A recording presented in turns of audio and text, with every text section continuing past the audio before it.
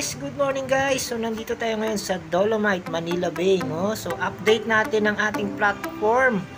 Alright, so morning na morning. So napadaan na rin ako dito guys. So ito ang update, walang tao. Yes. Yan kung makikita mo, yan, mga nakatambay sila. So habang tinitignan ang magandang tanawing ng dagat ng Manila Bay, kung makikita mo, yan, isa nagpipicture pa siya dyan. Diba? Kahit ako na rin kumukuha ko kahit malayo. So zoom lang tayo ng zoom.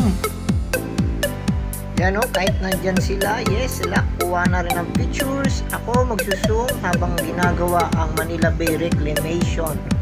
Yan kung makikita niyo sa aking screen. Yes, yan ang updated ngayon.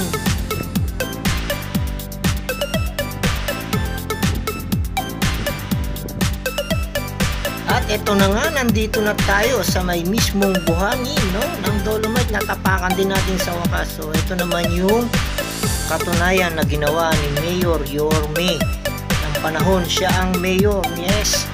So salamat sa government nung last Mayor Yorme at Mayor Tatay Digong.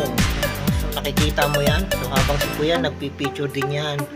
So ako naman naglalakad papunta sa dagat. Right. So lahat ng karamihan alam ito. So ang dagat daw ay gamot. Yes. So mahalimuyak na hangin.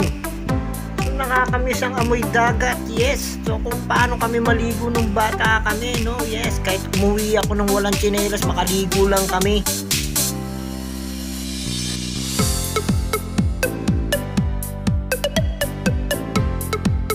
Okay, please support my channel, JL.inakablog. Thank you for watching.